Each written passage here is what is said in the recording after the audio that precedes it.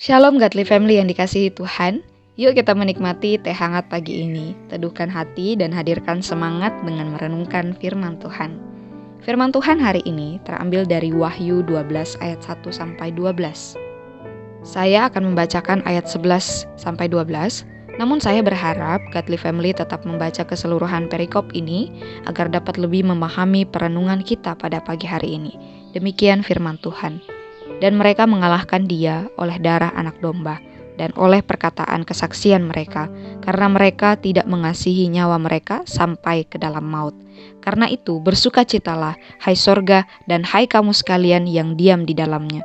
Celakalah kamu, hai bumi dan laut, karena iblis telah turun kepadamu dalam geramnya yang dahsyat, karena ia tahu bahwa waktunya sudah singkat. Saudara, biasanya banyak orang Kristen tidak suka membaca surat Wahyu ini. Entahkah itu karena sulit memahaminya atau karena surat ini memberikan kesan yang menakutkan tentang akhir zaman. Tetapi tahukah saudara bahwa surat ini sesungguhnya bukan untuk menggambarkan keadaan di akhir zaman nanti. Surat ini adalah penggambaran yang berbentuk apokaliptik atau penglihatan atau wahyu dari Allah tentang bagaimana Allah begitu berkuasa atas alam semesta dan ciptaannya. Itulah sebabnya kitab ini banyak menggunakan bahasa gambaran untuk menyampaikan makna tertentu seperti binatang dari dalam laut, binatang dari dalam bumi, dan naga yang ada di bagian perenungan kita hari ini. Saudara, mungkin kita bertanya-tanya, di manakah kemenangan itu? Bukankah kita sudah mengalami kemenangan lewat kematian dan kebangkitan Kristus? 2 hari yang lalu, kita baru saja memperingati kemenangannya atas kematian. Lalu mengapa di dunia ini kita masih mengalami penderitaan? Mengapa di dunia ini masih saja begitu banyak kejahatan yang terjadi?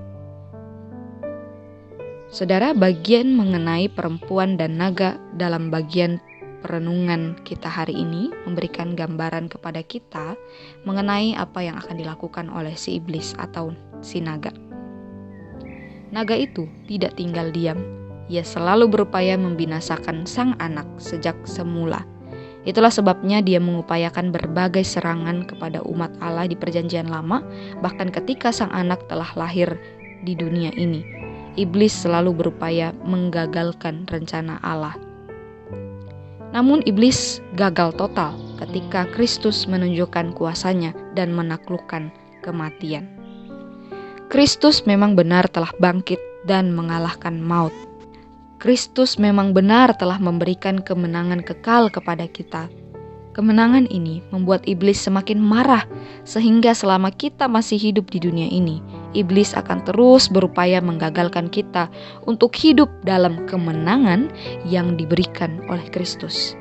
Dia akan terus berusaha agar kita berpaling dari kemenangan menuju kebinasaan. Meski demikian, kita harus tetap sadar bahwa sesungguhnya nasib akhir dari iblis telah ditentukan. Kepastian akan kekalahan si iblis itulah yang diwartakan dalam surat ini. Apapun yang kita alami, Allah tetap campur tangan.